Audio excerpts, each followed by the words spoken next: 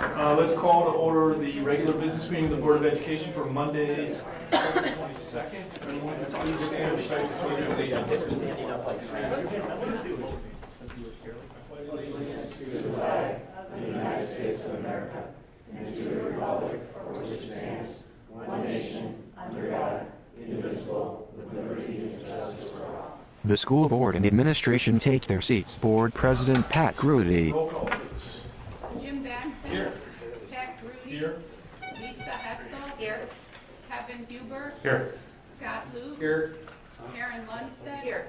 Casey Rooney. Okay, we know Casey Rooney absent for the record. Our agenda tonight, we will invite anybody from the public who would like to speak. I'd ask that you limit your comments to 3 minutes, please.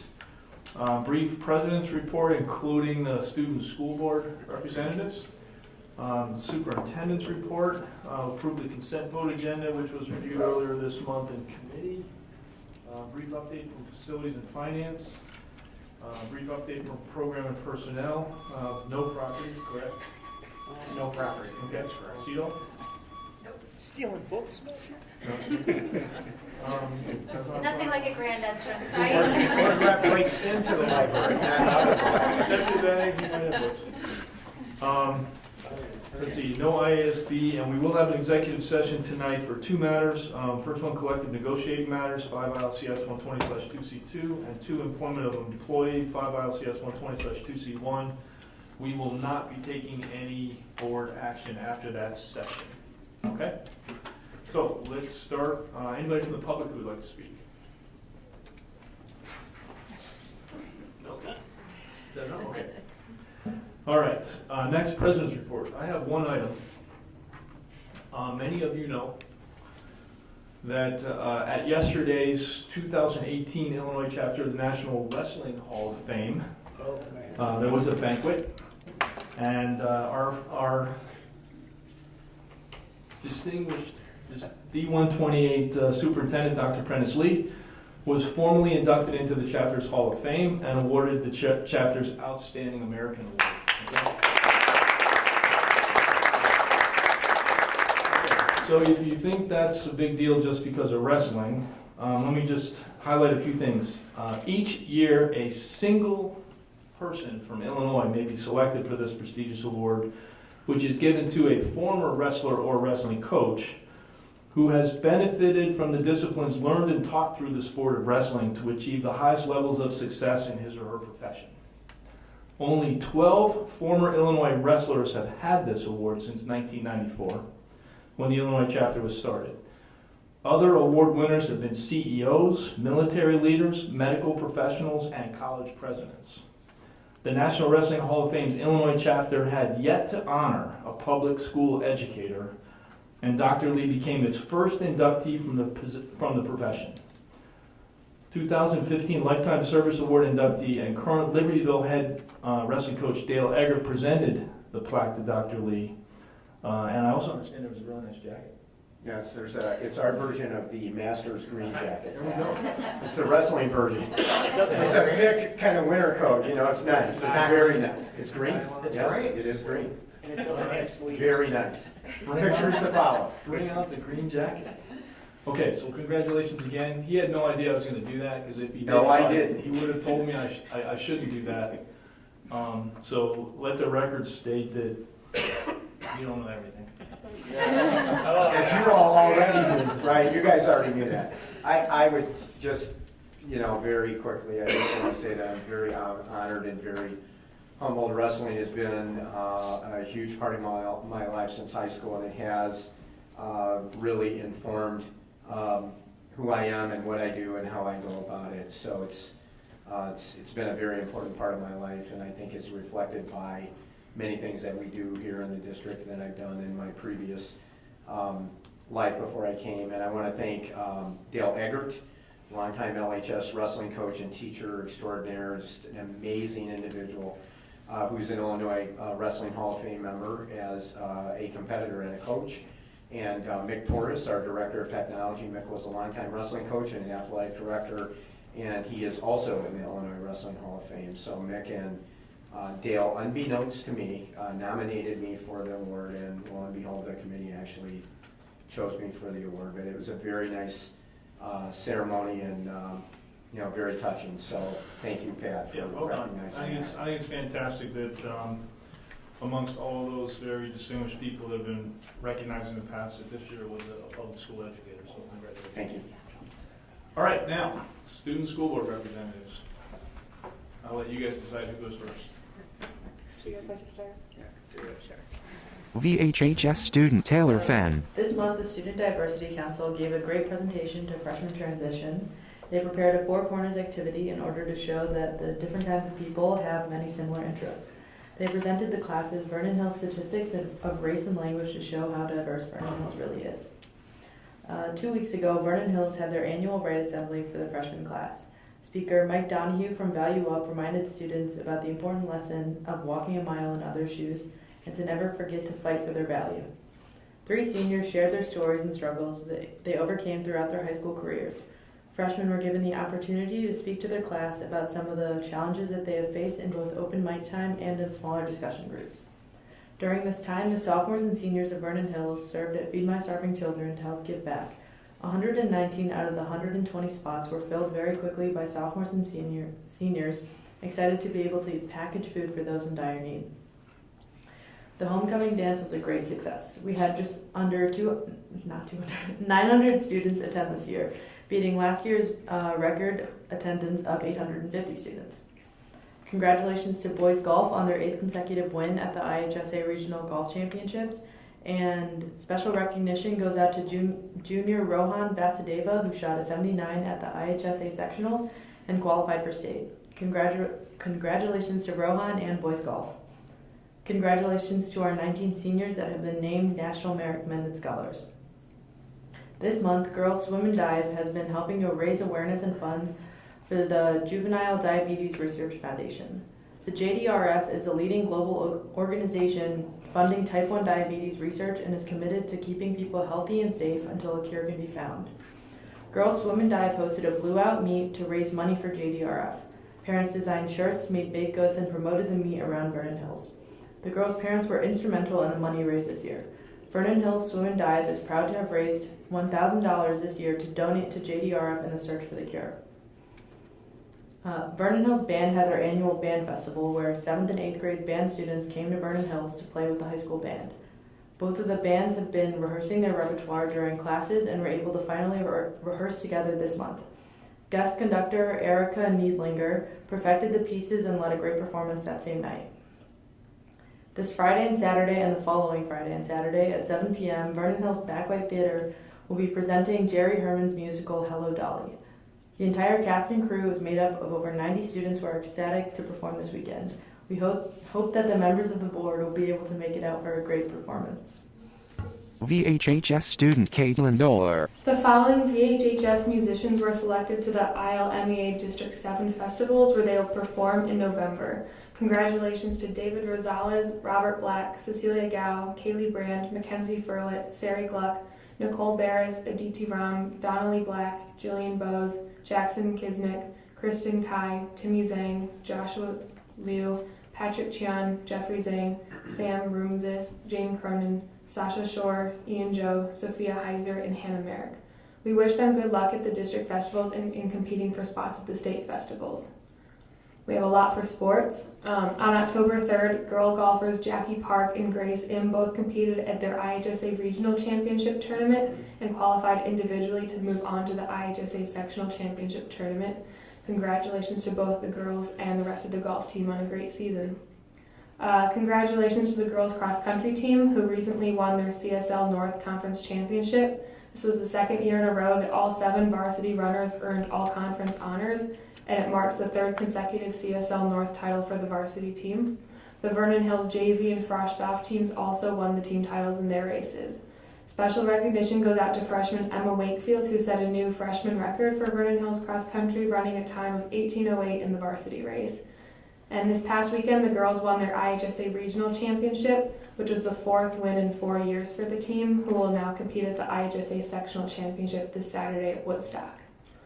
Also, congratulations to the boys cross-country team who placed 5th at their IHSA Regional Championship this past weekend. They will also move on to compete at the Sectional Championship this weekend at Woodstock.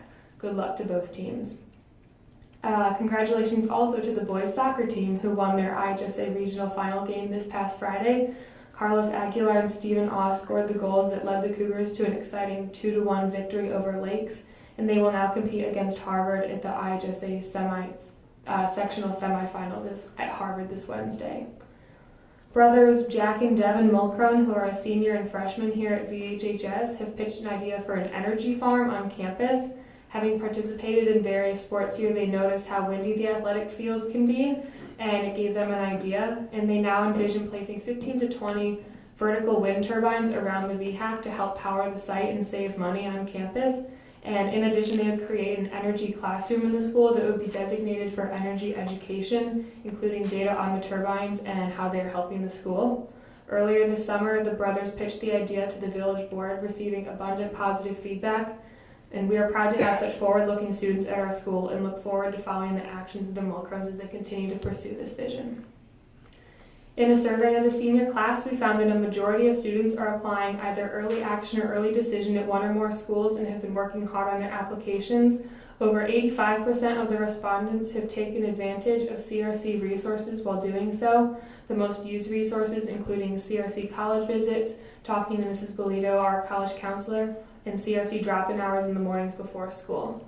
A majority of students are pretty stressed about college applications, rating their stress levels of 4 or 5 out of 5, but we are pleased to see so many students taking advantage of the resources available to them to help calm their stress and perfect their applications. Earlier this month, 16 new seniors were inducted into NHS at the fall induction ceremony. NHS is excited to welcome these new members, and we wish them congratulations on this accomplishment.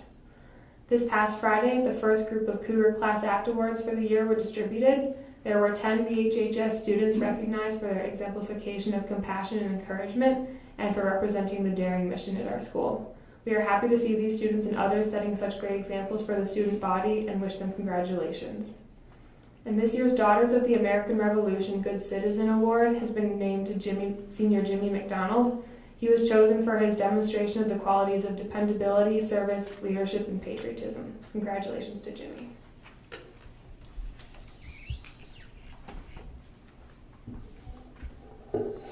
LHS student Matthew Wong. So for athletics, football had their last game, and they finished off the season on Friday after a loss to Zion Benton. After a long season of hard work and growth, the team is looking forward to coming back stronger next year. For the cross-country meet at Adler this Saturday, both the men's and women's cross-country teams had a strong showing, with both of them advancing to sectionals. The boys placed first overall and the girls placed third. On the boys cross-country team, junior Will Gordon was ecstatic about the team's performance, and we're very proud of his second place ranking overall. And for the boys soccer versus Stevenson game on Saturday, the boys soccer team won the regional final with a 7-0 victory over Stevenson. They will move on to play Friend on Wednesday in the sectional semifinals. The boys were also recognized at the last home football game after completing the first perfect season in LHS soccer history. And so on clubs and activities, so the debate team kicked off their season with an incredibly strong start at the Schaumburg-Saxon Invitational this Saturday. In the Lincoln Douglas style of debate, Drew Hopkins won 4th place overall, with Polina Kleandrova winning 1st overall and 2nd place speaker. Public Forum also produced fantastic results. Jessica Lee won 2nd place speaker, and Kat won 1st place speaker. Together, they placed 2nd overall at the tournament. It was also the first tournament for the Rebuild's newest debaters, and in total, we had 14 new debaters get their feet wet this Saturday. And the team is excited for the year ahead. Their next tournament will be November 3rd. And finally, for math team, they had a North Suburban Math League invite where the Rebuild won 3rd overall with several students writing perfect papers. And the math team is excited to be studying the next topic. LHS student Catherine Corliss. Okay, moving on to the academics. The AP Spanish classes had an amazing culture experience last Thursday. They began their day trying Spanish tapas before heading to the Art Institute to explore and learn about Spanish artists such as El Greco and Pablo Picasso. They had a great time recording videos, opinions, and analysis of the art to share with the rest of the class. In AP Psychology, this year, it is now a year-long course, and this allows for more time for students to gain hands-on experience in labs to bring the concepts that they learn to life. Ms. Bosman students got the opportunity to dissect sheep brains as a part of learning the relationship between structure and function in psychology. Junior Drew Hopkins participated in the dissection and said, It was pretty cool to be holding the entire existence of a living being in your hand. Everything they ever were or had the potential to be is a squishy blob in the palm of your hand. Having this experience while still in high school is truly an incredible opportunity, and the students in psychology are grateful to the D128 Foundation for Learning for funding this lab. The human anatomy and physiology classes completed their annual skull pumpkin carving project last week. Students could be seen toting around pumpkins in the halls in preparation for the big day. Students carved a classic jack-o'-lantern and labeled the surface with the various parts of the skull, and the completed products were on display in the courtyard for everyone to see. Moving on to the arts, the fall musical Pippin will be showing this weekend on Thursday, Friday, and Saturday night. The whole school is abuzz with excitement about the acrobatics and circus-themed choreography that will be featured in the show. The Pitt cast and crew of the musical have grown as a family throughout the past couple of weeks, and we cannot wait to see how all this hard work pays off. The Illinois Music Educators Association, or ILMEA, has officially selected its students to perform at the State Festival in January. From LHS, we have a number of musicians who will perform in the choir, band, orchestra, and jazz band. These students are thrilled that they have been selected after this intense audition process, and their teachers are undoubtedly proud of these achievements. The three orchestras put on a fun and spooky performance on October 16th for their annual Fright Night concert.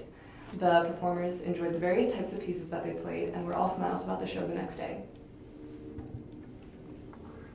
LHS student Zachary Elgadid. So finally, we have school ongoings. The school kicked off Red Ribbon Week with a fun night of decorating games yesterday. The students painted windows and decorated pumpkins to raise awareness of drug and alcohol prevention. The event was student-led with the help of prevention and wellness staff. A movie night was put on by Lifeville Wildcat on October 5th. There was a large turnout and students had a ton of fun. It provided a fun, safe way to spend a Friday night, and cans were collected for the food drive as well. The movie shown was Ferris Bueller's Day Off. The annual Snowflake Leader Training happened this passing Friday at Hawthorne Middle South. The program lets D128 students co-lead groups of middle schoolers in an inspirational afternoon of activities and speeches. Junior Karina Konchin participated this year and stated that it was a fun experience, and one of the speakers in particular was especially inspiring. She also described her group of 7th graders as funny, and that allowed for an enjoyable time. It was great to see positive student leaders like Karina leaving an impact on future D128 students. LHS ruled out a new honor this month, the True Wildcat Award. This award is presented upon students who embody the characteristics of being daring. Already, we've had 16 students who were recognized. Finally, there was another session of the Green Dot Bystander Training Program. They spent a day learning how to deal with bullying and harassment situations. The event was led by Dr. Nelson, and the goal is to roll the training out to select students this year before making it school-wide in the future. Board President Pat Grudy. All right, great job, guys. Thank you. All right, next superintendent's report, Dr. Lee. Okay, thank you, Pat, and great job as always, keeping everyone up to date and sharing the great news and everything that's going on. And congratulations, Kat. Yeah, wonderful. Okay, Libertyville High School has been named the recipient of the 2018 U.S. Department of Education National Blue Ribbon of Excellence Award. U.S. Secretary of Education Betsy DeVos announced the nation's Blue Ribbon schools for 2018 on October 1st. The 349 schools recognized will be honored at an awards ceremony on November 7th through 8th in Washington, D.C. The Blue Ribbon Award of Excellence is an extremely competitive and rigorous award competition and is the highest distinction granted to schools by the U.S. Department of Education. The coveted National Blue Ribbon Schools Award affirms the hard work of educators, families, and communities in creating safe and welcoming schools where students master challenging and engaging content. Now in its 36th year, the National Blue Ribbon Schools program has bestowed recognition on more than 8,800 schools.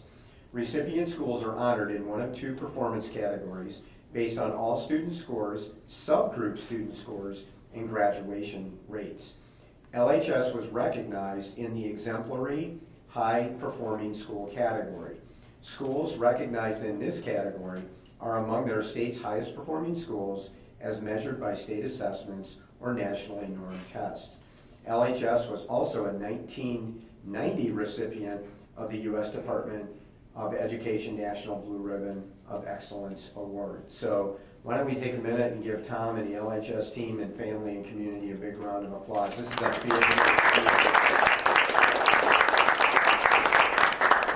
And I just want to note for the record that Vernon Hills in 2010 was a U.S. Department of Education Blue Ribbon Award winner. And for those of us that have been in the business for a while, it's much different than, the process is much different for being selected than it was even 15 or 20 years ago. Because now, eventually, if you meet all of the other standards in your application and you appear to be an exemplary school, you are not considered further in the process unless all of your students, including your student subgroups, are meeting very rigorous achievement metrics. So it really, at its end, it is a performance-driven award to ensure that all your students are, again, achieving. So Vernon Hills went through that same criteria in 2010, and there are a lot of really great schools out there that never get to blue ribbon recognition because one or more of their subgroups are not performing at the metrics. So, you know, our two schools are just amazing. Tom, congratulations to all of you. Also, a little shout out to Marina Scott, you know, who's the principal for 9 years at Libertyville High School. Really did a great job there, and Dr. Colentis has come in and done what we do in this district, and that is we always build on excellence. So great job, Tom, and congratulations to you and your team. And Tom and Ray Albin and a couple of us from district office will be going traveling out to Washington, D.C. to receive the award. They're nice enough to let us tag along for the ride, a couple of us from district office. But I will tell you that one of my best memories in my 39-year career was going out with Dr. Swick and Dr. Gilliam and Cheryl Steffens, the school improvement coordinator at Vernon Hills, when they won the award in 2010. It's pretty special stuff, and they really do a nice job with the ceremony, so that's going to be really exciting. So great job. Congratulations. Okay, D128 hosted a Special Olympics bocce ball tournament on October 14th at VHHS. D12 athletes who competed did an amazing job. Congratulations to all of our medal and ribbon winners and those who won gold and qualified for the state summer games in Bloomington next June 7th through 9th. Alex Donato, Mackenzie Runke, Nathan Ferrara, and Vinnie Roberts in singles, and the double teams of Alex Donato and Anna Scholler, Joel Smith and Vinnie Roberts, and Haley Dunbar and Mackenzie Runke. And if you think you're a pretty good bocce ball player, anytime you want to play those kids, they will play you, and I can tell you from past experience, they will embarrass you. They're really good, okay? I think the VHS student board reps mentioned the VHHS students who were ILMEA District 7 festivals. If I'm not correct, we didn't get there with the LHS report, right? So I'll read the names. From LHS, Will Anderson, Albert Sterner, Alan Liu, Ben Mayo, Sarah D'Onofrio, Natalie Smith, Annika Larson, Kirsten Tolander, Annalisa Waddick, Rachel Hamilton, Noah Kublank, Jason Govern, Eloise Hides, Sebastian Angino, Melissa Yee, David Lee, Katie Olson, Richie Rush, Ian Smith, Matt Newberger, Samantha Fan, Anna Hirons, Celia McDermott Hinman, Amanda Murbach, Karen Tarman, Richard Zhao, Elias Anderson, Carter Smith, Ava Samatri, Emily Waddick, Elias Anderson, Jason Govern, Rachel Hamilton, Alex G, Annalisa Waddick, Matt Harvey, and Thomas Power. So congratulations, and for high school musicians, being selected to the ILMEA State Festival is the highest individual honor they can receive. So congratulations to the Vernon Hills students that were read earlier and the Libertyville students. Pat, before I continue with it's a great night of celebration for District 128, I am holding a proclamation that has been signed by Governor Bruce Raumer and Secretary of State Jesse White. If the students aren't aware yet, it is National Principals Week this week, and so we have a proclamation from, again, the Governor and the Secretary of State. Whereas school principals play an important part in the role of education and growth of children in elementary, middle, and secondary schools across the state of Illinois, and school principals are responsible for promoting education and working with parents and teachers to ensure that each child receives services that meet their needs to excel in the classroom. And it is the primary responsibility of the state of Illinois to preserve and improve resources for schools so that all students have the opportunity to receive a quality education and foundation for a successful future. And the Illinois Principals Association, which represents more than 5,000 educational leaders statewide, believes that learning is a lifelong process and that education of our children is the highest priority. And for that reason, the Illinois Principals Association is dedicated to developing, supporting, and advocating for school leaders. And educational leaders face many challenges in educating our young people, and it is through their perseverance and passion that Illinois is able to continue to produce quality, career-ready students. And we must continue to encourage, support, and recognize those who have a positive impact on Illinois students in the educational system in the land of Lincoln.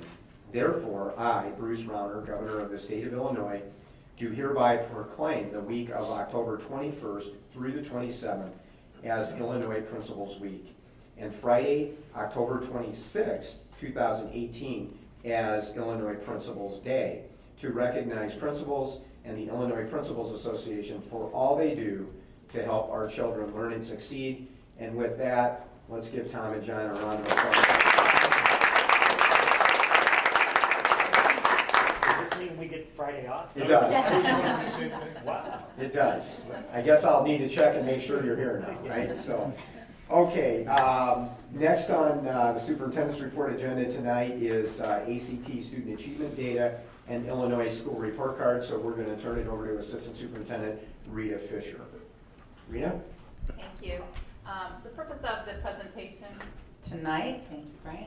The purpose of our presentation tonight is to share the assessment data that we generally share this time of year, which is all good news, but also to update you on some changes in the Illinois school report card that are necessitated really by Illinois ISB's, Illinois State Board of Education's requirement to comply with the regulations under ESSA, Every Student Succeeds Act. And so the Illinois plan for complying with ESSA requires some changes into how we report school progress and hold schools accountable that we'll see on the upcoming report card published at the end of October. And really the focus tonight is to say that while it's important to share with you our assessment data and to comply with the regulations, our focus is really shifting to how do we measure what matters and how do we measure student development of the daring attributes described in our mission. That will come next month, so just a little preview of data that will be shared next month as well. So first, our AP and ACT data. In regards to advanced placement exams, we've shared longitudinal data over time, and it continues to be true that more and more D128 students are participating in AP exams, and a greater number of students over time are having success in those exams. So while increasing participation dramatically, we're at the same time maintaining and often increasing the percentage of those students who are successful on exams. So very proud of our data indicating efforts in the district and both schools to provide AP courses that are accessible to a wider number of students. We have new this year AP Environmental Science, and you're going to be hearing about that class in greater detail with a presentation on the Libertyville AP Environmental Science investigation of the fish kill in Butler Lake in coming months too. So our goal with our AP program is not to encourage every student to take every AP class we offer. In fact, we'd love for students to choose balance and remain resilient and healthy with our daring mission, but to continue to provide access to AP courses to a greater number of students so that at least every student experiences the rigor of a college course while in high school. Next, we have our ACT data. This year marks a change in how we're reporting ACT composite scores as well. As you'll recall, the class of 2017 was the last graduating class to have had an in-school ACT administered when they were juniors, so that every member of the class of 2017 participated in the ACT administration. That had been true for many years previously, and that was formally included in the state accountability measure. We've always reported the graduating class data, which is the most recent ACT score earned by members of that graduating class. And so we're comparing apples to oranges when we look at 2017 to 2018. We saw an increase in the composite score in both schools and district-wide, but we had about a 76% participation rate among D128 students in the ACT class of 2018. So it's not the same 100% participation that we've had previously, but the composite score continues to increase. Board member Karen Lundstedt. Did the state report what percentage of students statewide? I see the state number really jumped. Was that? You know what? It gives numbers, but not percents on the way that it's reported by state. So the number, yes, fewer students statewide, and probably fewer students overall more statewide than, we still had a greater percentage of our students participating in District 128 than statewide because it's no longer required. So the state saw a jump and we did as well. And the SAT is now the required, test for juniors. So Right. all juniors in the state take the SAT now. Right. Instead of the ACE based on the change in contract awarding several years ago. You just wonder if there's a higher correlation in 18 of the people who are taking it are selecting to take it, they want to take it, and That's hence a general assumption, the yeah. assumption would be that those take it are preparing for it more and you may have higher scores. Correct. Yeah. Would be a hypothesis that probably plays into And I think you that. can see that at the state, even if you look And at they have the state means data. to take it multiple times. Yeah. So the graduating class data is not necessarily the highest score that each student earns on the ACT. It's reported as the most recent ACT administration, which often we hope is the highest score, right? But not the case every time. Oh, so the numbers when everybody had to take it, or it wasn't like the best that they'd done, it was just the one. It's right. It never, when the graduating class data as reported by ACT is the most recent ACT test taken by the members of that graduating class, is how they calculate that. For everyone. Yeah. That hasn't changed, but the participation rate has changed. So, because of the Illinois ESSA plan and our requirements to report school accountability in different ways, the Illinois School Report Card that will become public on October 31st will include some new features that we've not seen before on report cards.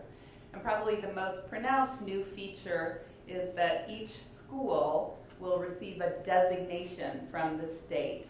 And that designation is based on multiple indicators of student success that are determined in a very complicated calculation of weighting and ranking schools. So I wanted tonight to just share with you some of those indicators, what the ratings look like, how they're derived in anticipation of the press you'll see October 31st and afterwards.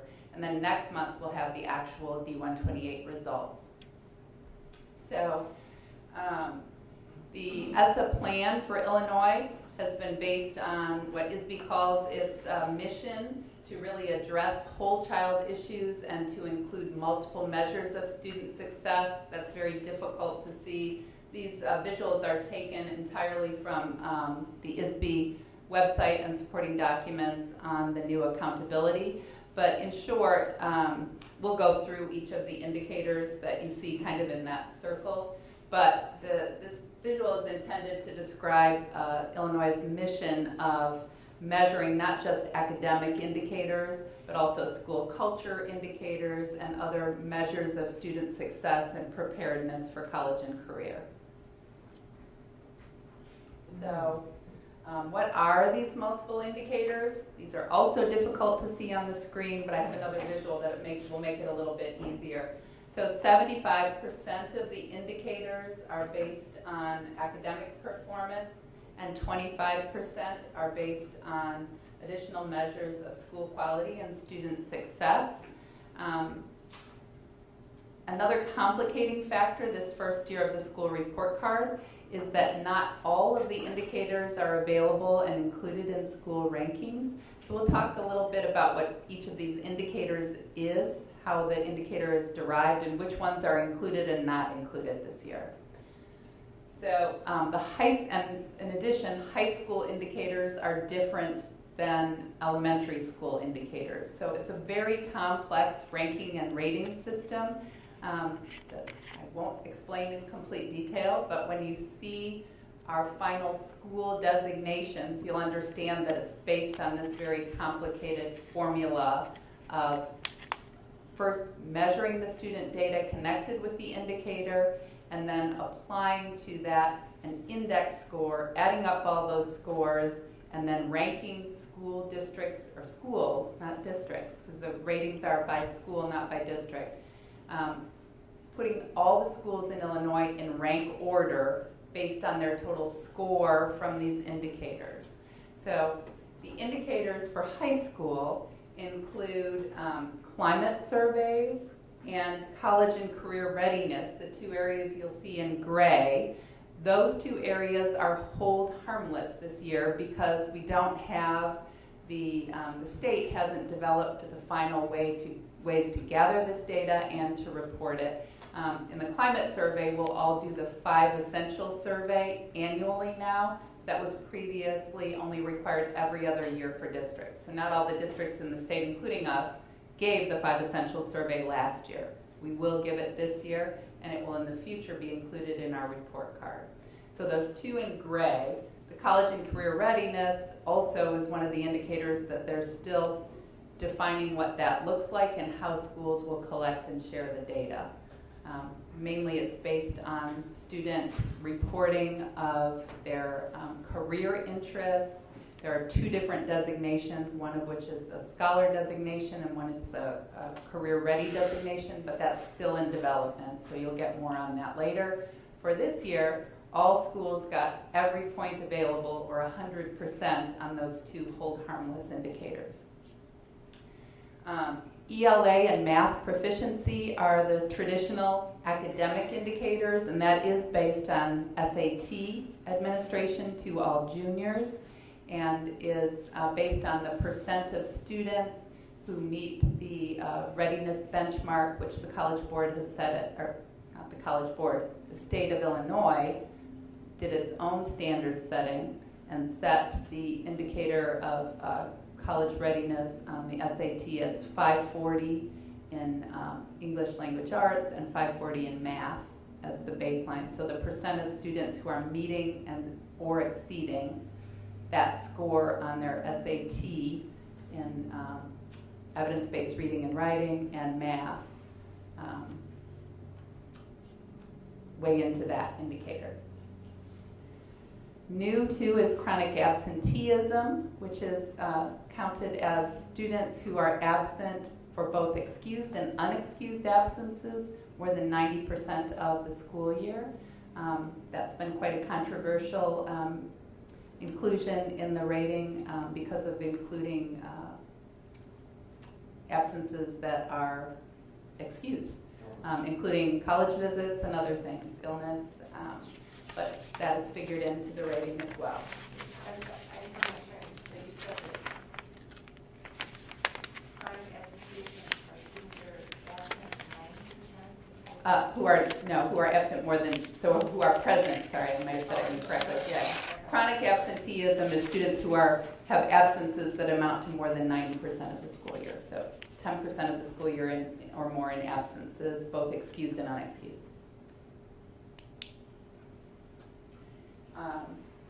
And then finally, there's an indicator to measure English learner progress toward proficiency in the English language.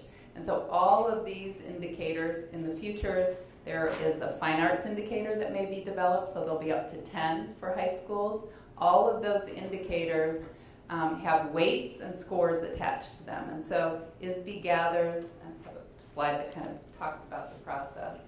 ISB has on its website definitions of all the indicators that I'm not going to go over, what they mean and how that data is gathered.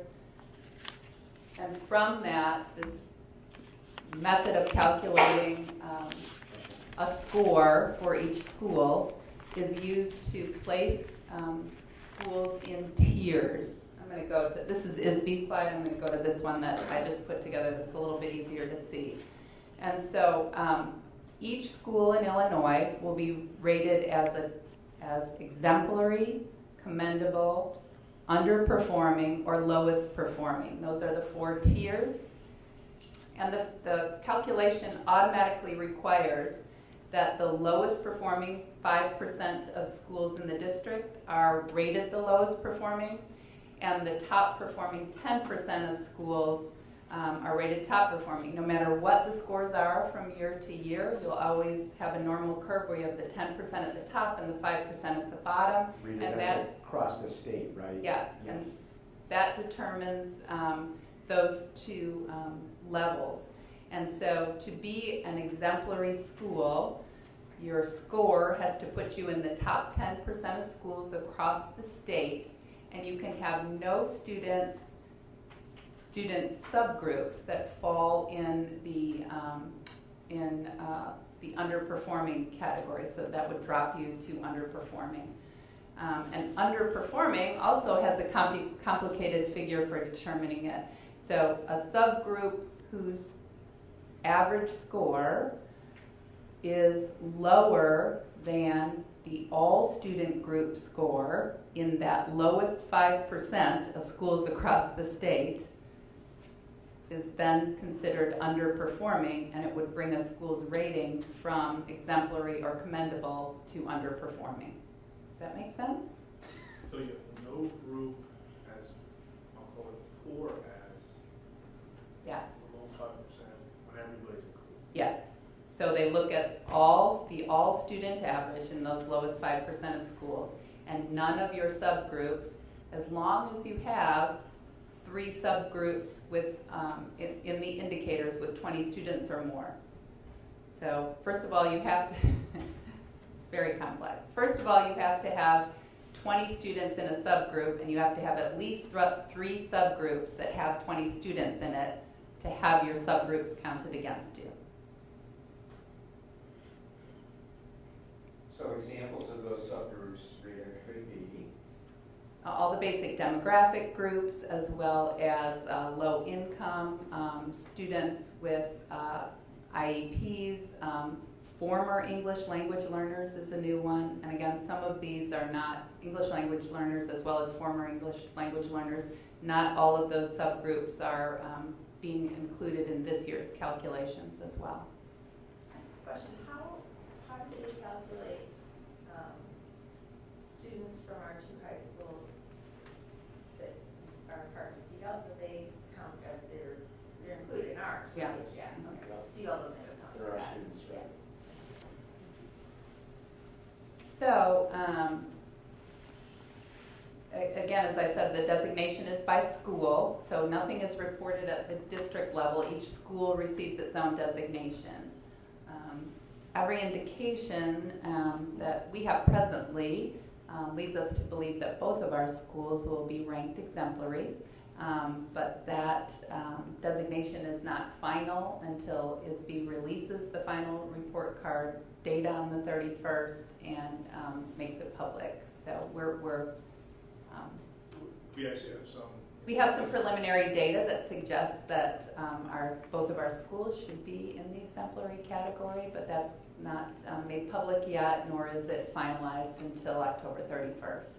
So when you see school ratings in the newspapers, our assumption is that you'll see both Libertyville High School and Vernon Hills High School ranked as exemplary. And we'll be able to let you know that before it's public and let the staff know. But part of everything's important that Rita's talking about, but one of the things that's very important is this is a classic bell curve. Okay, so there are only going to be 10% of the schools that get exemplary designation. All right, so if you are on 10.1, you're not going to be exemplary, all right? It's a classic bell curve, and then the next two designations will take, and then 10% at the bottom. So it's not the way that we would do that as educators, and it's not the way that good teachers would do that in the classroom, but it's a system that's been developed. And I think as a result of that, you're again going to see some really good schools in the state of Illinois that are going to end up in the commended category. I think it'd be a tier 3, because you could be 10. Yeah. You could be 10.1 with one underperforming subgroup, and you go to tier 3. Yeah. Wow. Yeah, you can be in the top 10% of schools and have one underperforming subgroup. Right. Well, then you're tier 2, right? If you have, if you're in the top 10% and you have an underperforming subgroup, you get go to underperforming. underperforming. You go right to under. That knocks you down So, immediately. here's the juxtaposition of this, is that if you happen to be in an area that has multiple subgroups in larger numbers, and you're a great school, and even if those kids are making progress within, that system, you could well end up at underperforming or actually maybe even lowest performing. At some point, based on the development of this process. But it's the process that we have. It's the process that the legislature and the governor has supported. And so, we're looking forward to getting our data. And as Rita said, we believe both of our high schools will be at the exemplary category. But you can see with the classic bell curve that, there are going to be some other really great schools that are not in that top 10%.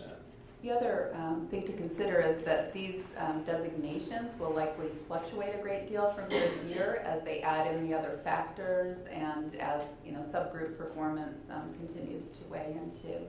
So this plan, this accountability plan, is necessitated under ESSA, and there was a lot of pressure to continue to look at subgroups and provide resources for subgroups. But again, which is all good and which we support very much.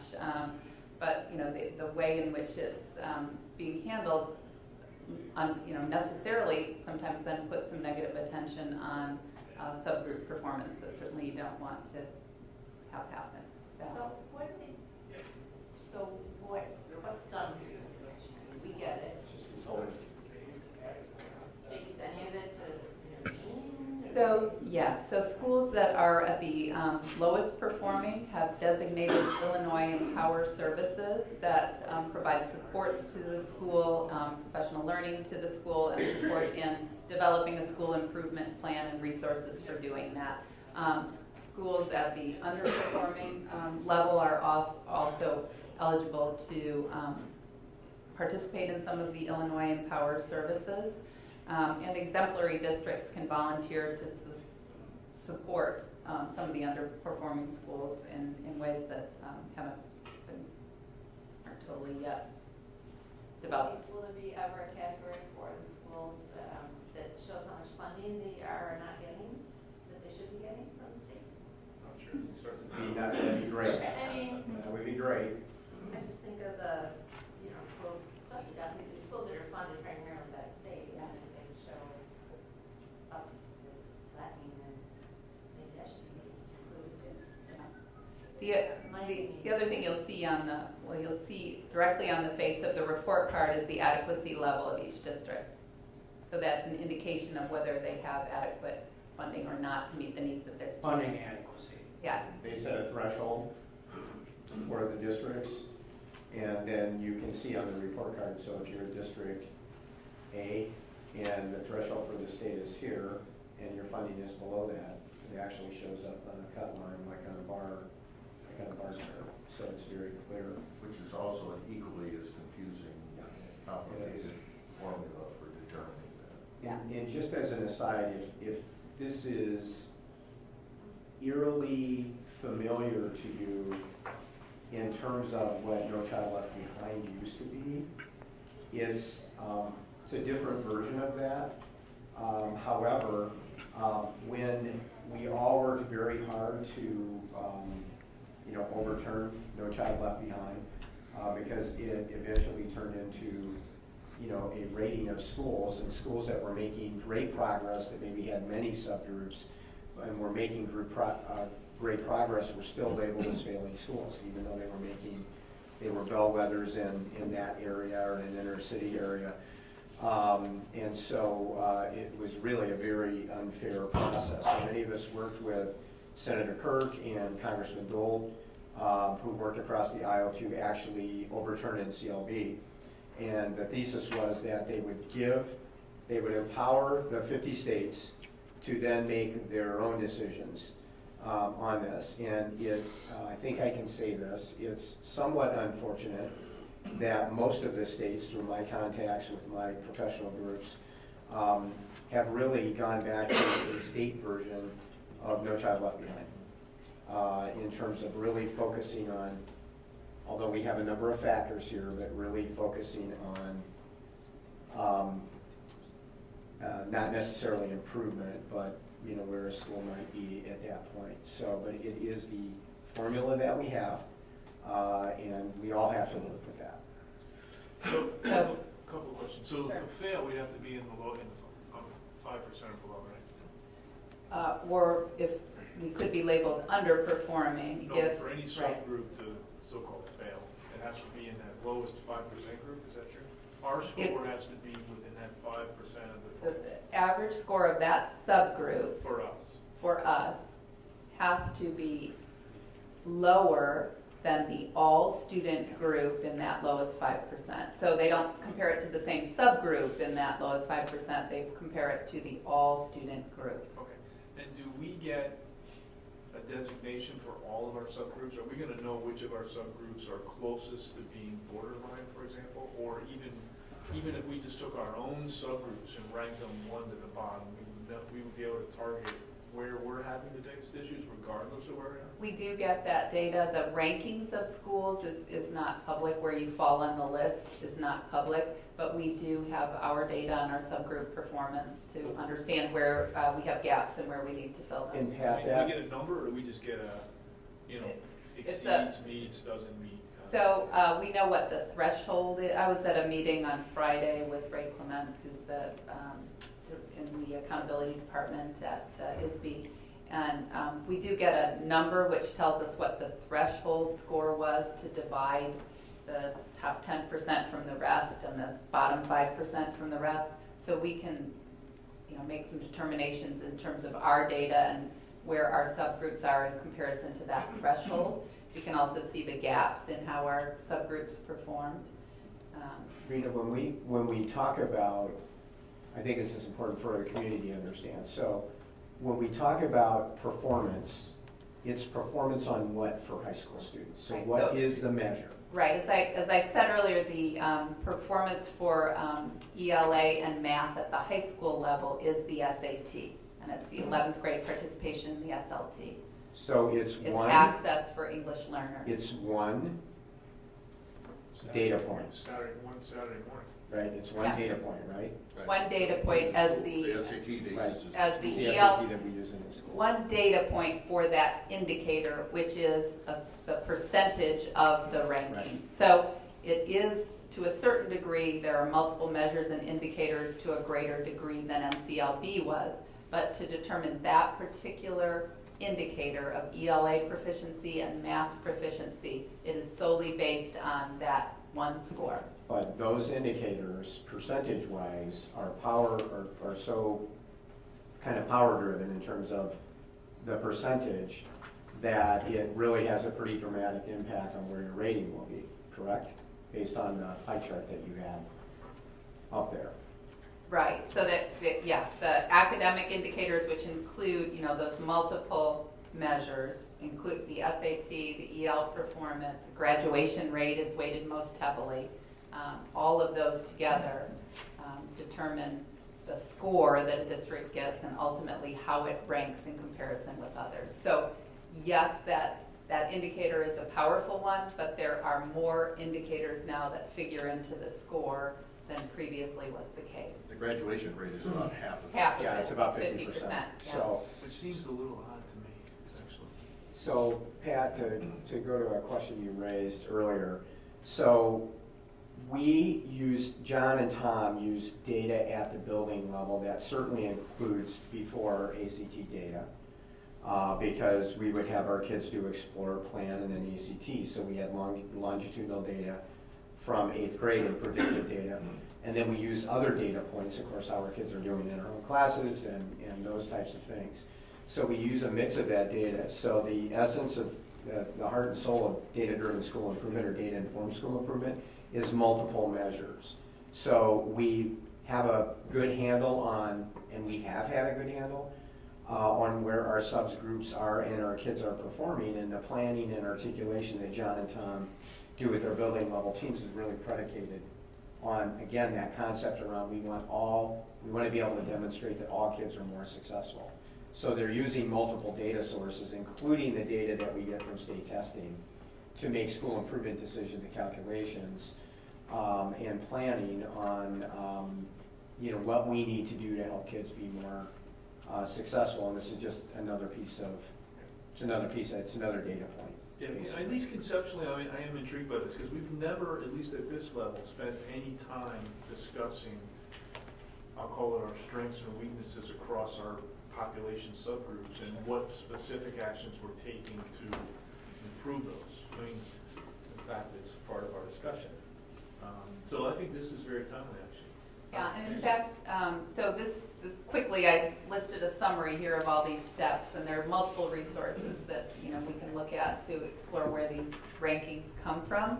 But more significantly, when we meet next month, our data specialists at each school will be here, Andrew Young and Jennifer Loika, and they're going to share with you some of the work that they've been doing and exactly what we've been talking about. How do we focus on the gaps that we have? How do we identify those gaps? And what actions do we take to make sure that every student achieves on multiple measures, including measures that we hope to begin to tie to our daring mission and the attributes of our mission.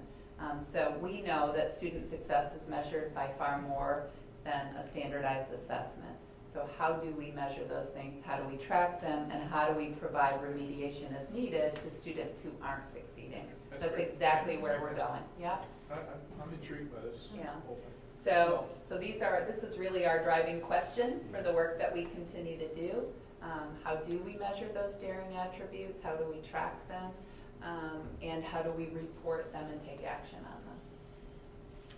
And so next month we'll see the data presentation where we focus more on what we're presently doing and what we hope to do to continue that work. Just to kind of loop this all around again, if you look at kind of 10,000, the proverbial 10,000 feet. So Tom's going to Washington in a couple of weeks. They could not get that award if our subgroups were not performing, we're not meeting student metrics, okay? So we operate always under the concept that it's continual improvement. So no matter how good any groups of our kids are doing, our planning is to ensure that they will be doing better next year than they were the year before. So that's a kind of a continual loop. If our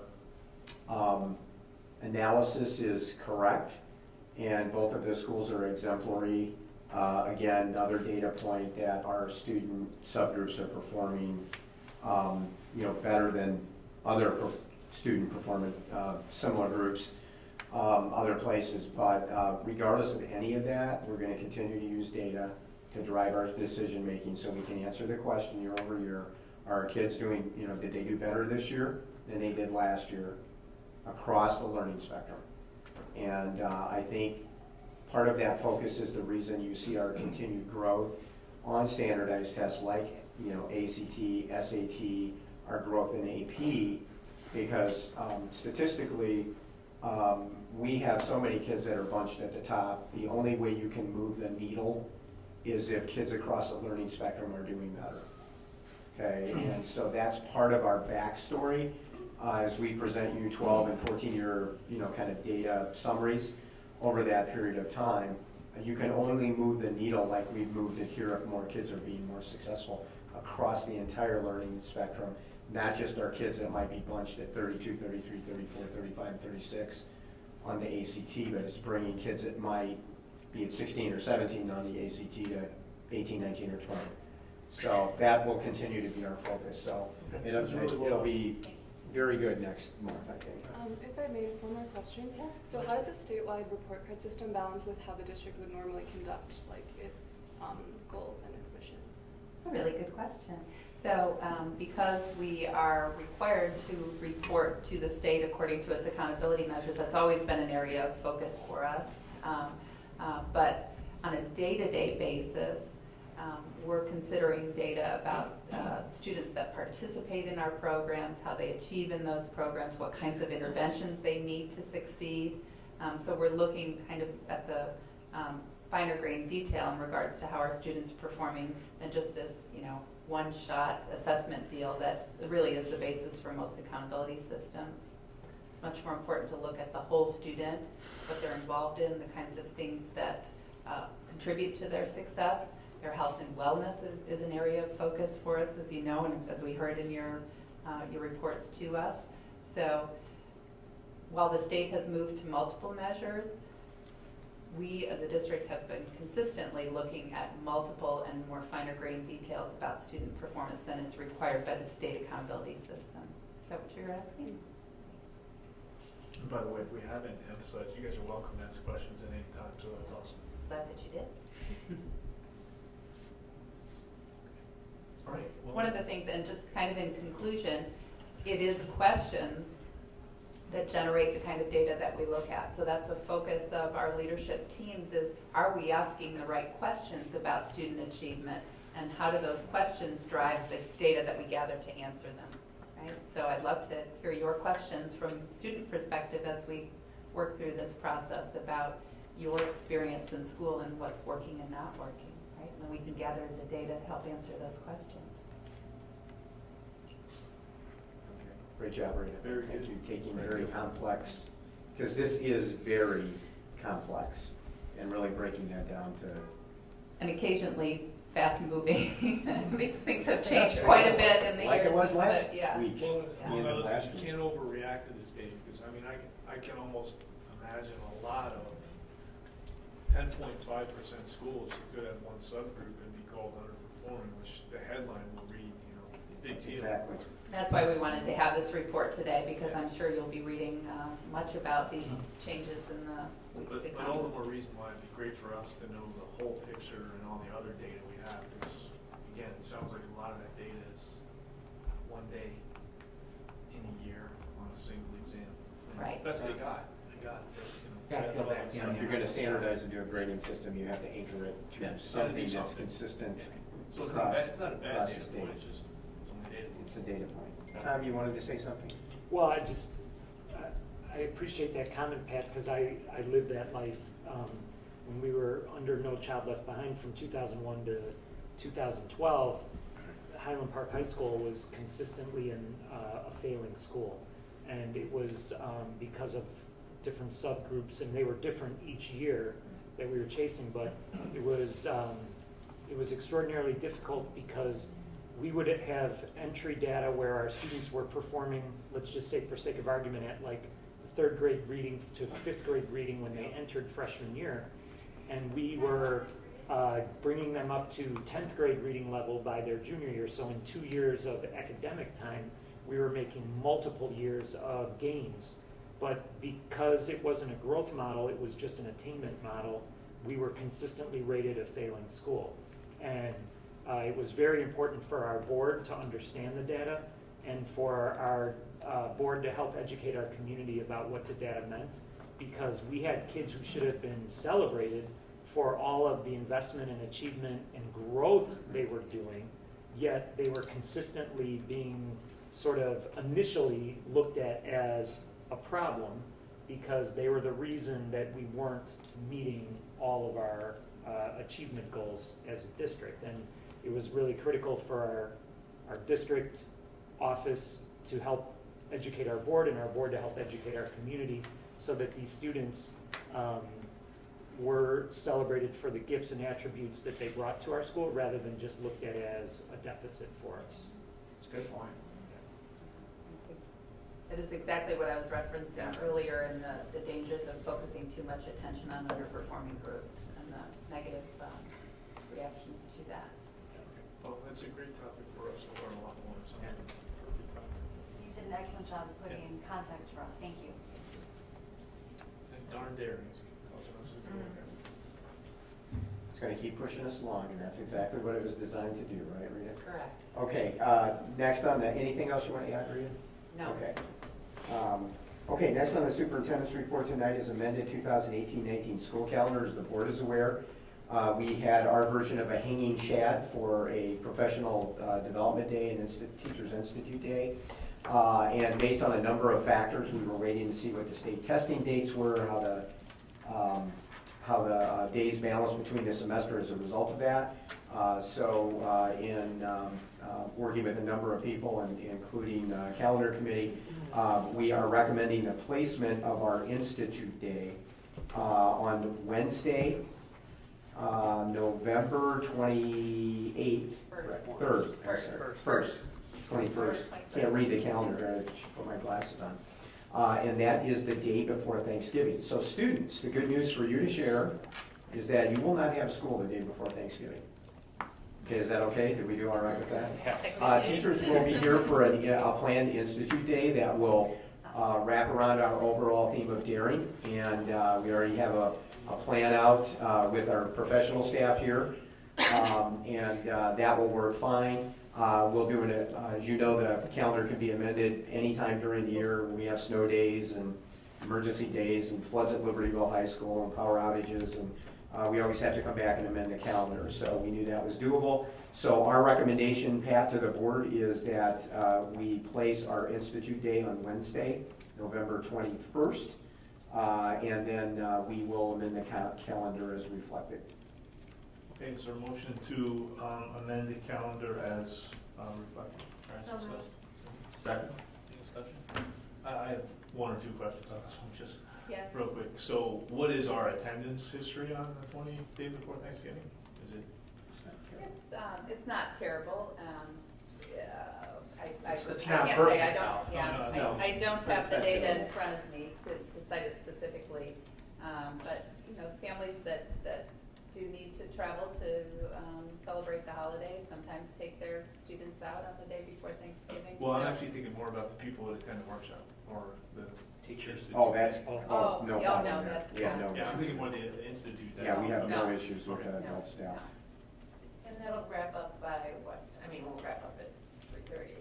Right, so it does allow us to do a condensed 5-hour institute day, so it provides a little flexibility for our educators as well to not, have to be at school until 3:25 on that day. So students have a day off, educators have a little flexibility in their day as well. Kind of a win-win for everybody. Okay. And good time of year to do professional learning as opposed to putting it off till second semester. Okay, great. Any other discussion? All right, roll call, please. Hessel. Aye. Huber. Aye. Luce. Aye. Lundstedt. Aye. Batson. Aye. Grudy. Aye. Motion carries. Okay, next on the superintendent's report, we can wrap number 5 and 6 together because they kind of go together. LHS pool project update and additional 69 space LHS parking plan update. Mark. Progress is moving along very well at the site. We finalized the installation of the water main for the site around the building. We have multiple contractors on site, multiple trades. Plumbers are inside installing piping in the floor. Electricians are roughing piping in the walls and in the floors. So we're preparing to pour the slabs around the pool for pool deck. Masons are moving along at a nice pace. Getting the walls up. The north wall is completed. We'll have the west wall completed. And the south wall will have leave a hole in the wall to get equipment in and out of the site. They've already started installing ductwork because our HVAC equipment is ready. So we're putting the large ductwork in above it so that we can slide the equipment in through the east end of the building, and then the east end of the building will be bricked up. So some very good progress moving forward. So you're confident we'll get it closed up before winter? Yes, that's our game. We'll have it all closed up. Well, we're going to have some temporary doors and stuff like that. But, yeah. Okay. So I have a question. What if if the equipment needs to be replaced, how do you get that? We designed the building with large louvers on the east end of the building. So in the future, when equipment has to be replaced, you can pull the whole louver out and you'll be able to get the equipment in and out of the building. So we thought ahead on that. Good question. For the parking, additional parking, progress on that, it's at review with the village engineer. Expected to have final comments from them sometime this week. Contractors are set, ready to move forward with starting the work. So we will be starting work on site. There's some key things to move around on the site with the bricklayers and equipment and scaffolding before we can start doing curb work around the building. And we're also working to schedule, get the gas brought to the building. When do the asphalt plants close? Usually after Thanksgiving. They watch the Okay, weather, we got so. 3 or 4 weeks left, No, huh? yeah, we've got quite a few weeks left. Mark, do we have yet any sense of when that lot would potentially be available for use? The lot will be available in spring once the plants open up again, the asphalt plants. What we'll be doing is putting the initial binder coat down. So when the plants open up in the spring, we'll schedule work to come in and put the final finish coat of asphalt down and paint, stripe the parking lots. So same, just to go back to our timeline that we always talk about, so we're still anticipating, I'm asking a rhetorical question, I think. We're still anticipating that sometime in the spring, we will have the pool completed and ready for the board to jump in it, okay? And then it kind of running parallel, the parking will be kind of on a similar track. Yeah, similar track, it'll all be dependent on weather for the asphalt. Generally speaking, if I'm asked that question, I say before graduation. Yes, it will be done before graduation. Okay, sounds good. All right. All right, well done. Okay, next on superintendent's report is freedom of information request. We had one request since our last meeting. The request was received on 8/29/18 from Charlene Maddox, marketing coordinator for WFF Facility Services in St. Louis, Missouri. The information requested was regarding Community High School District 128's custodial ground and maintenance services agreement. Ms. Maddox was requesting a copy of the current contract with your facilities provider, what was paid to your facilities provider for each of the past 2 years, and the proposal submitted by your facility services provider during the last bidding cycle. Dan was responsible for follow-up. The response date was 9/28/18, which is also the commercial response deadline, and Dan spent about 1 hour in responding to the request. So that is the only FOIA request this month.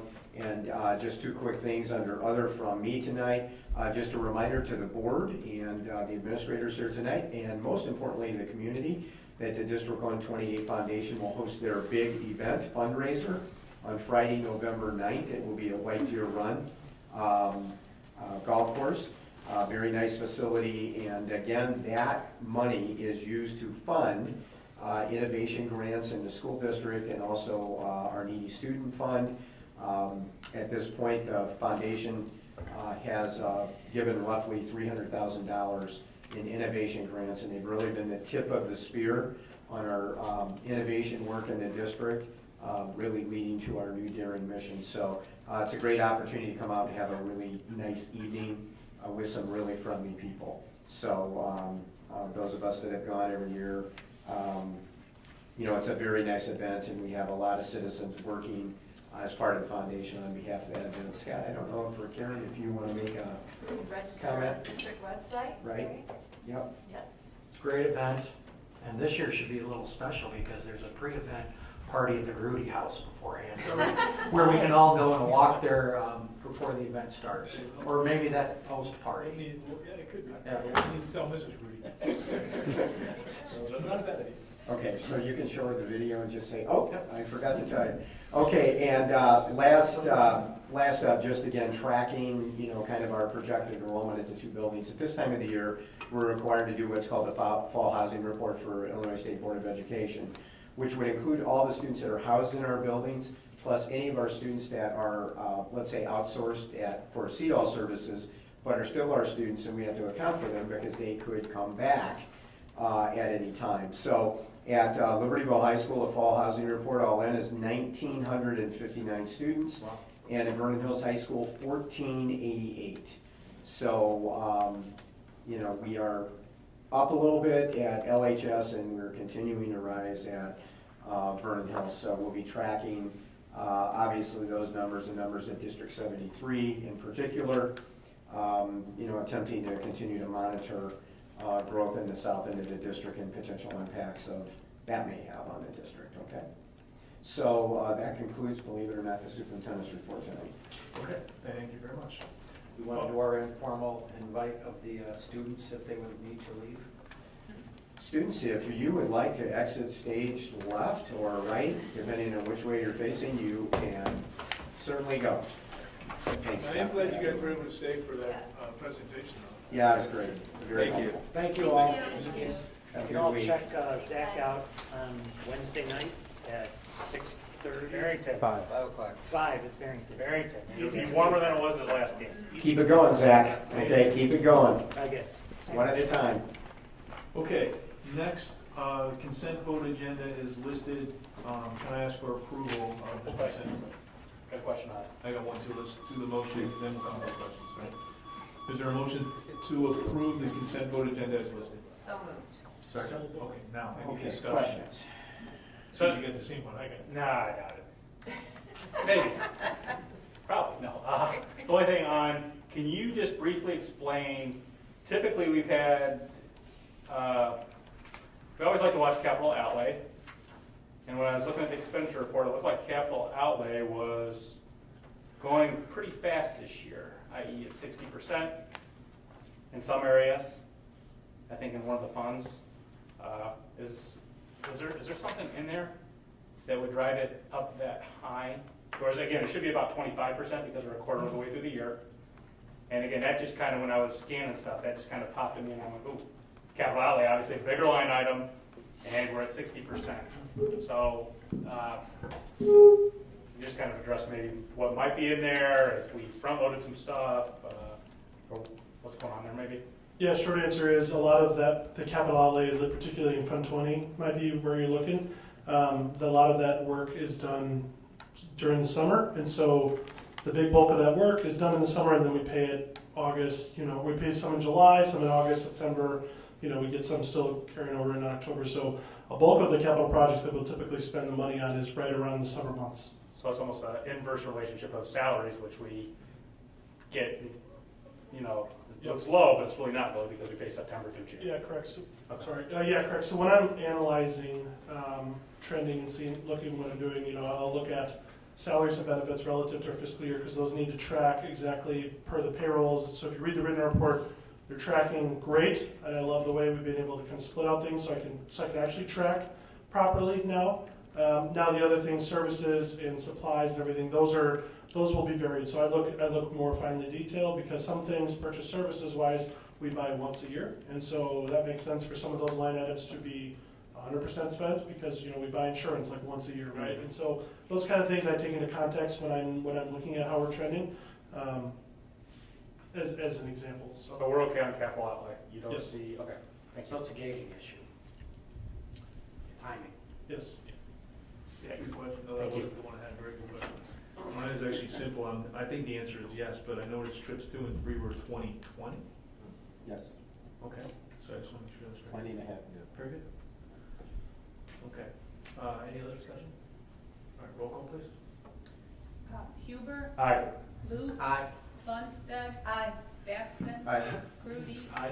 Hessel. Aye. All right, motion carries. Facilities and Finance, Chairperson Luce. Okay. First thing on the list is 2008 tax levy estimate. Scott, before Dan starts, let's note for the record in the community, we are not voting on the tax levy tonight. Yes, there's no vote tonight. There This is is no vote tonight. discussion, There presentation. appears to be some sense that the board was voting here on the tax levy tonight in a few people in the community, and that is not an accurate statement. That is true. All right, so tax levy estimate, Dan. Yep, so I wanted to put together some information similar but more condensed to what you saw a few weeks ago. So we have, is there a clicker you said? Great. No problem. So I just want to go over a few things as a reminder for both the board and those in attendance and watching later online to do so.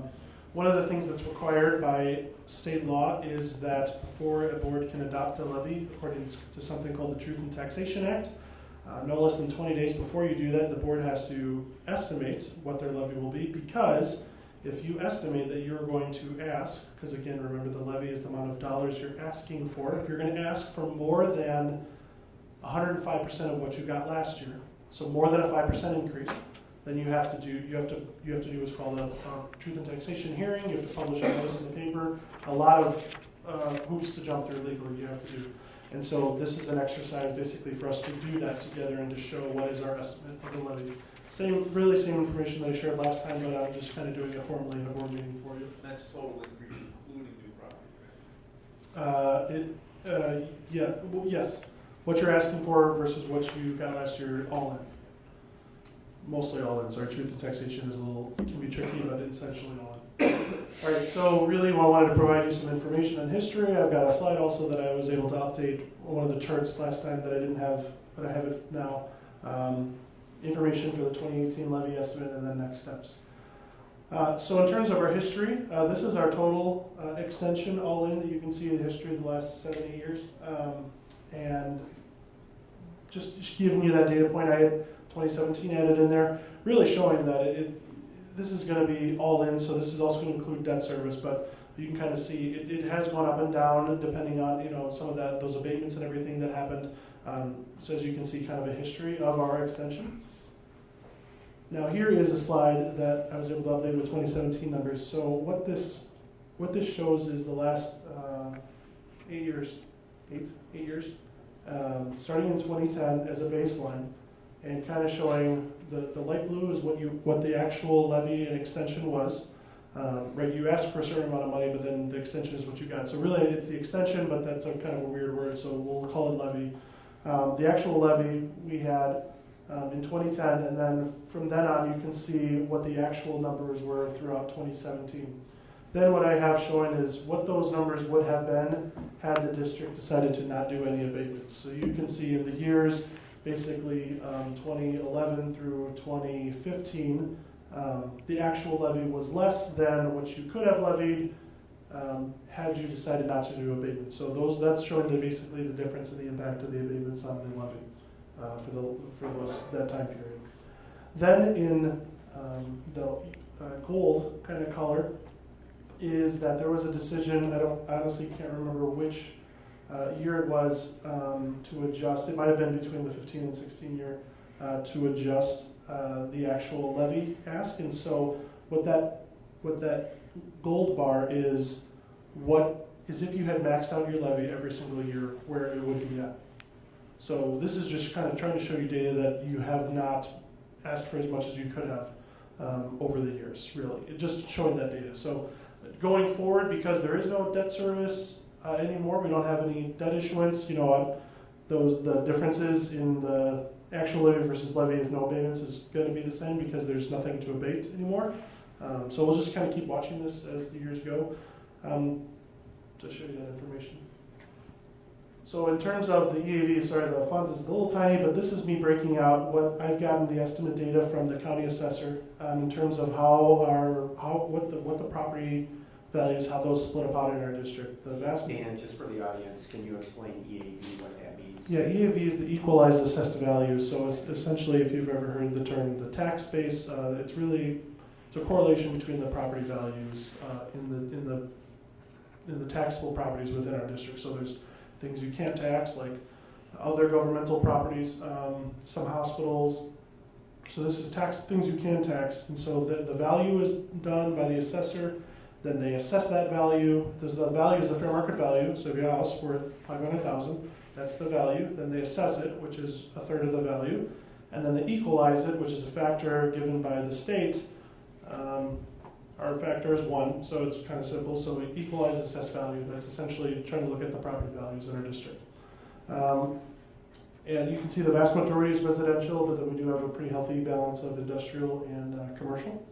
Can you read that? Can you just read what's in the, I can't see it. What are the pie? What are the pieces? Yeah, so the different classifications for by property tax, residential, I can't see that number, but I'm guessing it's around close to 70. 69.7% for residential. Thank you. Industrial is the green, which is 10%. Industrial 10%. Commercial is the yellow, 19.8%. Commercial, and 19.8. that sliver of red is farm at 0.5%. Thank you, Francis. Silver Farm at 0.5, just to get it on the audio in case they can't hear. So that's the rough categories that EAV is classified for us, that data we get.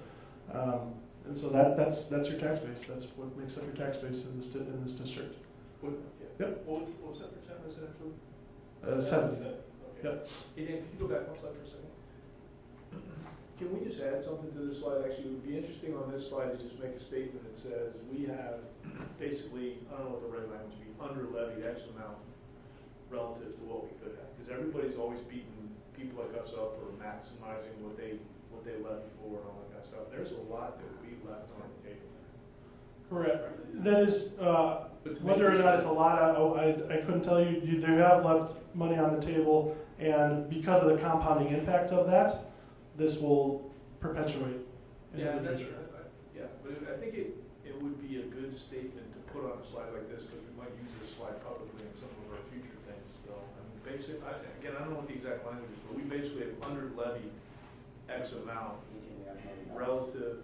It's probably even more than that. Yeah, I have some data. You've not maxed out your levy by a certain amount. We didn't even max it out in 17. And we didn't do No, it. you did in 17, but the goal is if you had never done any other previous. So it's part of the compounding you just talked about. Compounding. That's because we right. But to this point, It's still relevant. it's still relevant, and I think there is still, as we go through and we vote on this next month, correct? I think it's also very good to have an educational component to this, because as you go through, and once again, you will have certain proportion of residents whose taxes will go up. And the hypothesis or their belief is, wow, they're taking much more money than they were previously because my taxes went up 8%, hypothetically, right? The reality of this is that whole equalized assessment, you have a certain percentage that we can only take. If somebody's tax is going up, it's not because we're taxing significantly more than we could or should, but also it gets into this equalized where we've talked about somebody's taxes could go up. If that is set as a certain threshold overall across all residents, somebody's going down. Correct. And people don't understand, they just think, wow, look at my tax bill. The majority of this is going to XYZ municipalities, schools, 70, 73, 128. My hypothesis is, wow, they're taxing me more.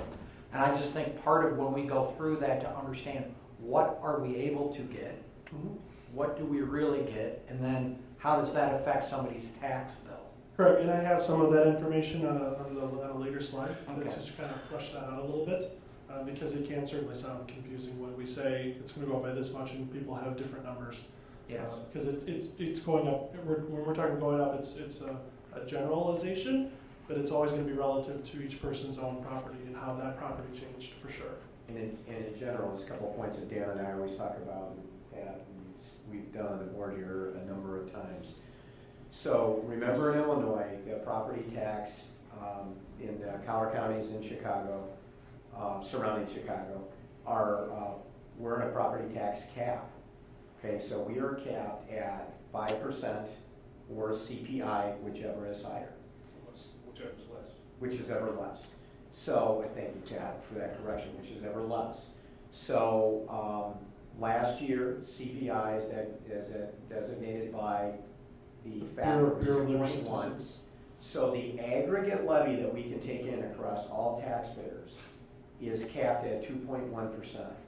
So regardless if Scott's taxes go up $5,000 and mine go down $1,000, the aggregate levy that we can get from all of the pie chart that Dan showed before, so residential, commercial, industrial property, is capped at 2.1%. Now the other factor, there's two factors, it's kind of like an A and a B. The other factor is new growth, and we have one opportunity to capture new growth. So if we bring that new growth in, Dan puts that in a percentage, or the county or the township puts that in a percentage.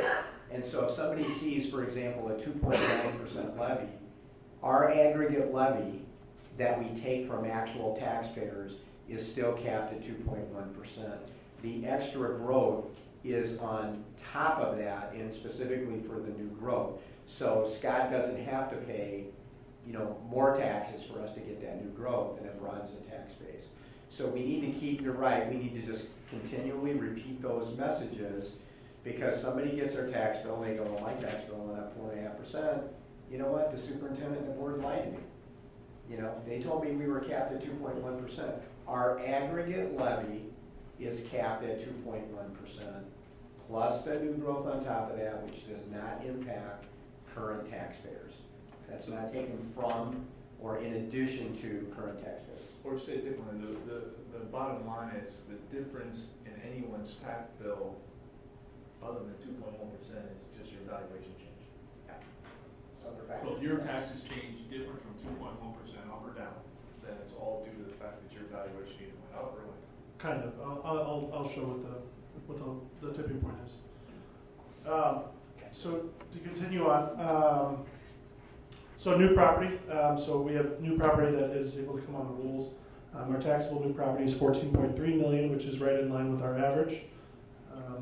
Now, just FYI, Melody Farms, you'll see that's actually in a TIF area, so all the growth from there, which is substantial, is not taxable for us. That goes into the TIF fund for the next 23 years.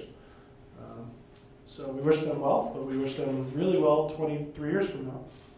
You'll be the only one that will still be here. I'll let you know what happens. So, Probably.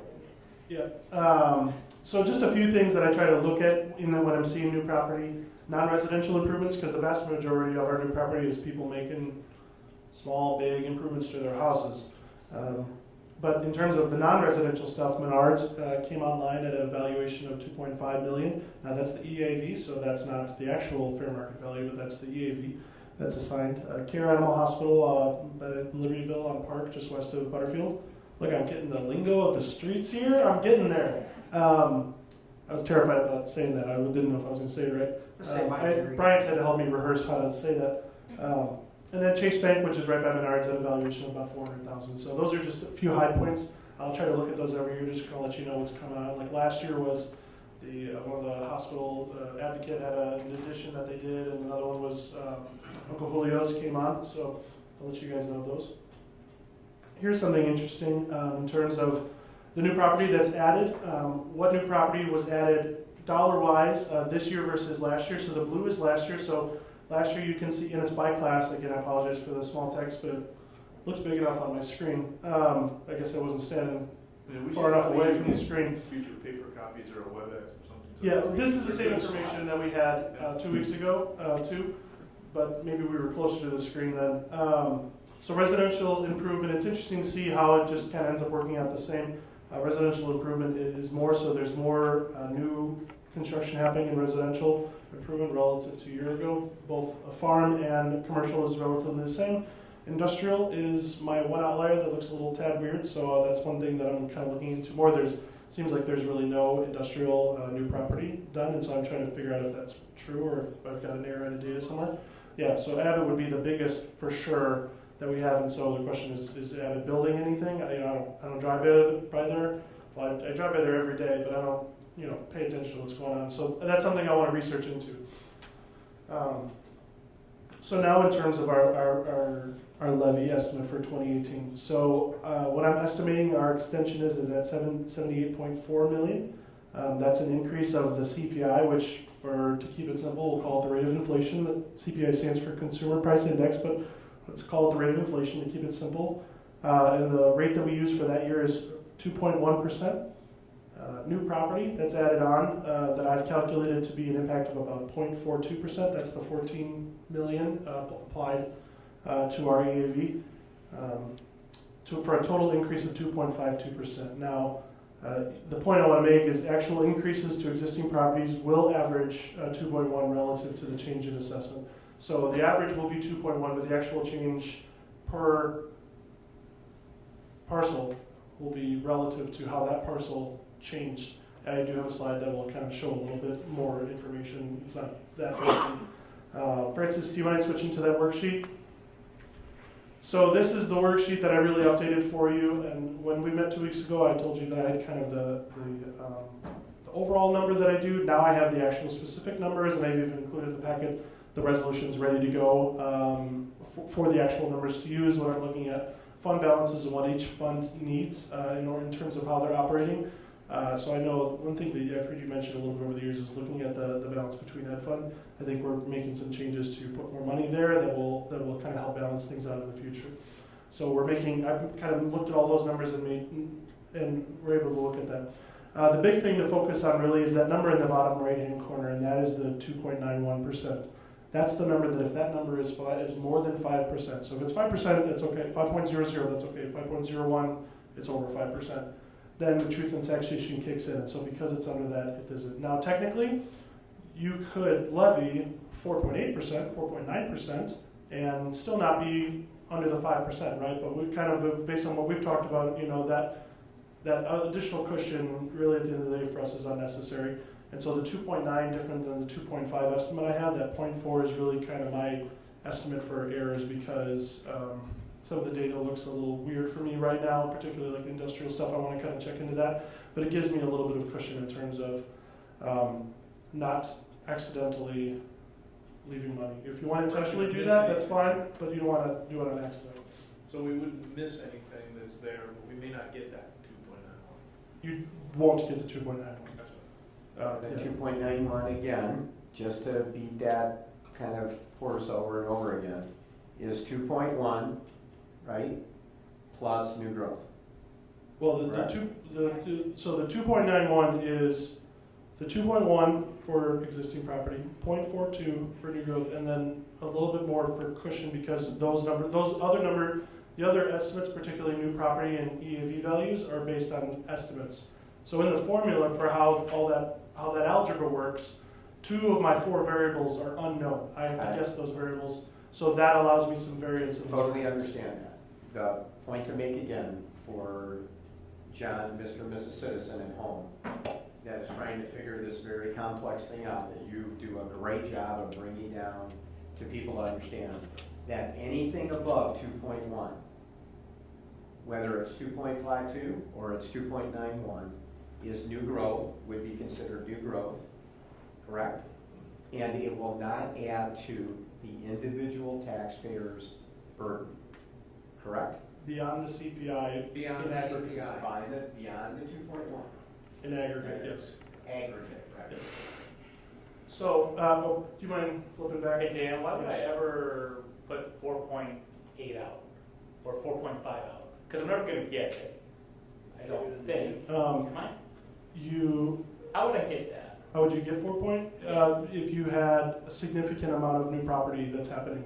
So I'll give you an example. Historically, that's what's been done. We throw out a huge number just in case, and that's why we years ago argued, why would we do that? You got to publish it. It's all the bad will. So I'd have to project. Yeah, right, that's exactly what I was thinking. If Melody Farms was coming under our rules, that would generate a lot of money, and I'd have to look at that. I'll give you a more real example. In my previous district, we had a TIF actually come off. So I somehow got there in year 22, and then it came off, and we saw the TIF come out. We saw substantial. We knew this was coming, and of course, this came at a very difficult political time, right? And so we knew that we were going to have an increased growth of property tax revenue of $600,000 from this TIF. So we had to ask for. I thought we were going to end up getting probably like 5-ish. but I wasn't sure. We ended up asking for like, I think somewhere between 6 and 8. But you had to do the truth in taxation at that point because you want to be sure. And I think we ended up getting like really closer, a tad under 5. But that was an example of, something that you want to make sure. If you have a big new construction coming on, that's when you leave. But if you have a situation like in our community that you kind of know what's going on, that there's nothing big, the reason that you would ask for a 4.8 is because it's not 5. And you have a lot of cushion in case you have some very weird numbers. So we try to mitigate some of that. And that was kind of a lot of the discussion that we worked through last year. We were trying to figure out kind of an overall philosophy around that, if you will. So, but at some point when that big new block of property comes on, let's just say I was building another big, huge building, we were getting a lot more revenue. We complain all the time, the reason our taxes are so high is there's not enough of an industrial base, and all the residential housing's paying for it, but then when the industrial base comes, we take all the money. So at some point, people have a legitimate beef that says, well, where's my relief? Okay. I'm not sure this is the right time for the question, but does the commercial end operate in the same way as the residential in that if the value of, I'm thinking of the mall, which is sitting largely empty now, if that valuation a year from now, because it would be next year that would affect us, right? If that goes substantially down, does that get absorbed then by all the other commercial properties? Yep. Retail properties? You're absolutely right. And especially because Melody it's Farms absorbed is, in the or is what it it'll part affect of is- residential as well? So there's a few things that in theory. So in theory, if its valuation drops, then the taxes they would pay would get spread to other people. And to overly simplify the theory. Including residential. Yeah, Yeah, any of them. It means yours goes down, yours goes up. And that's the whole point of the valuation process is to the quote unquote fair share. How do they figure it out and spread that fair share?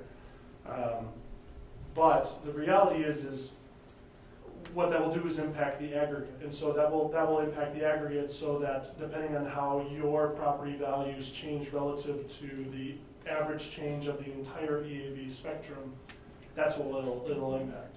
So if that goes down, it will lower, so if you're in a period where your property values are growing faster than the average, if you have something big drop in value, that will lower the average and thus potentially give you a circumstance where you can end up being paying more than the average. So the fact that this new commercial space, retail space is coming in that's in our TIF district might empty out even more of the other existing and might bring the values of those. Well, it's down. possible. I was at a Vernon Hills Leaders meeting 2 weeks ago, and the village administrator and director of development were there. And they're pretty bullish on the reconfiguration of the mall over the next 2 years. And I think what Karen is really referencing are the big anchor stores, the traditional anchor Well, just stores. will the owner of the mall go after the, Sears, Penny's. But the owner of the mall is very bullish on the mall, is working with the village. I think to recreate malls in the way they're recreating malls, to be different than being anchored by the core. But I think they're pretty encouraged by their work. Meaning Vernon Hills, meaning the Vernon Hills administration. It's going to take a couple of years to do probably everything that they're going to do over there. But Dan, it leads to another question. Is retail the same kind of tax base as commercial industrial? So for example, does Abbott pay a higher rate of tax than the mall does? Per EAV, no. Per dollar of EAV, no, but how the EAVs are calculated are slightly different. They'll take into account not just the value of the building that it's in, but also the revenue that building can generate. They take that into account when they're valuing. For Abbott or for the mall? Commercial, industrial. So the mall would be commercial, retail would be considered commercial, so they take those things into consideration when they're valuing those properties. Well, look at Menards, $2.5 million, and that building probably costs 5 times that. Well, that's what. Well, yeah, so the actual valuation of what was, because the land that was already there had value, had substantial value already, so it's really the building on top. I think it'll be interesting to see how that goes in the future, because again, this is always as of January 1st, so I don't know what the status of Menards was on January 1st of 2018. Those things are valued at the as pole barns. All of the inside fixtures and everything they do to build that are often not counted. The personal property isn't, but the actual valuation of that property is, according to the state law, is based on the capitalized income flow of that property. Okay. So, All right, so suffice it to say, so what's the next step here? next step is to switch back to the slide. So, so the next steps would be review this again at our November 5th Facilities and Finance Committee meeting, and then look for adoption at our November 12th board meeting. Okay, can you go back one slide again? Yeah. Because when we're doing good presentations, you always make your key points at the beginning and in the middle and at the end. So let's one more time come back to, we are capped at the aggregate, so all the taxes we collect from all of the means at 2.1%, correct? Yep. Okay? And then any new property, okay, which is not an additional expense to any of the individual taxpayers, it's simply us capturing that new growth. So if the levy is 2.52% or 2.92%, 2.1 is the aggregate can only go up 2.1 and the new growth moving into it. So Scott is not going to have to pay an additional, above 2.1. He's not going to have to pay the 2.9.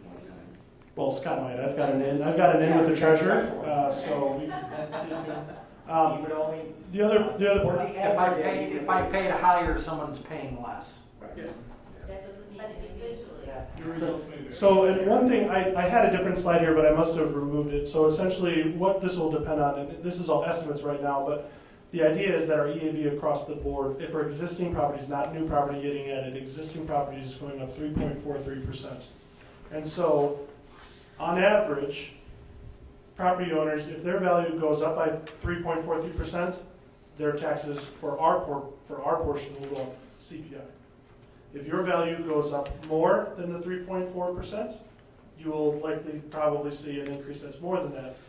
So that's how. So it pivots on. Everybody goes up the same. Pivots on the average, where the average is charged. Yeah, one other, when you present it again next time, because I think the question people always ask, well, again, why shouldn't that new property go for relief to residential taxpayers?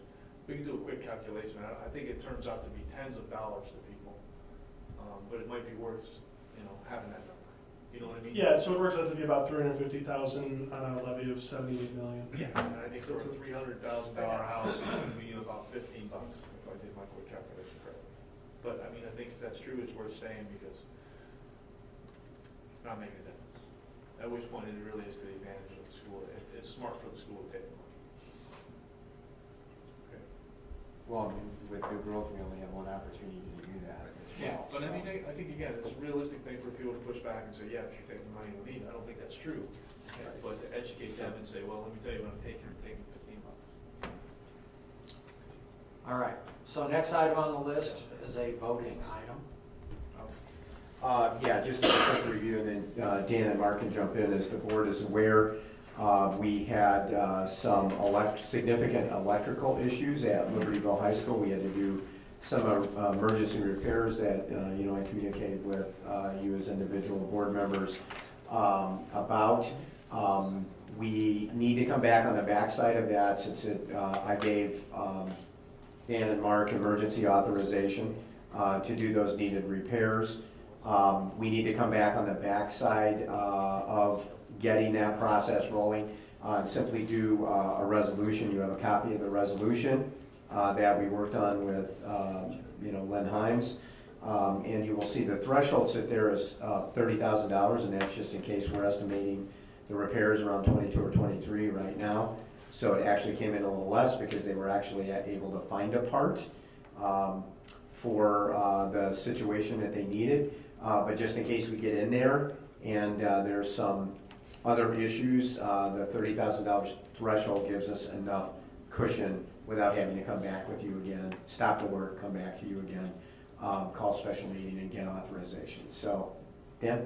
Yeah, so really, with the emergency in place, the initial estimates we got were quite a bit higher in terms of what those do, and it could push you past the threshold that's required for bidding. So you'd have to go out and bid, but we don't have time because we really need to have power for the building, so we don't have time to do all those other steps.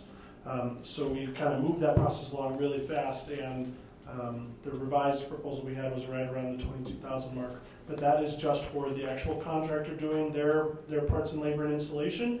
There's also going to be some work that we're anticipating from ComEd, but we don't anticipate it to be super significant. That's why we have the round number of 30,000 in there.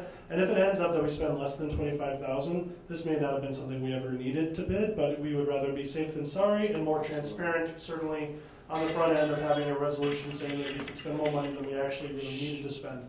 So that's really kind of the purpose for this. 30,000 is intended to cover everything.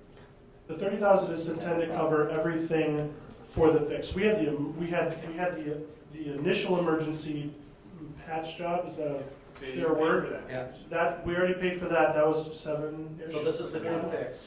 This is the true fix that we have. That is still classified as emergency because it's not a short process to get this done and figured out and everything like that. So we had to move that along.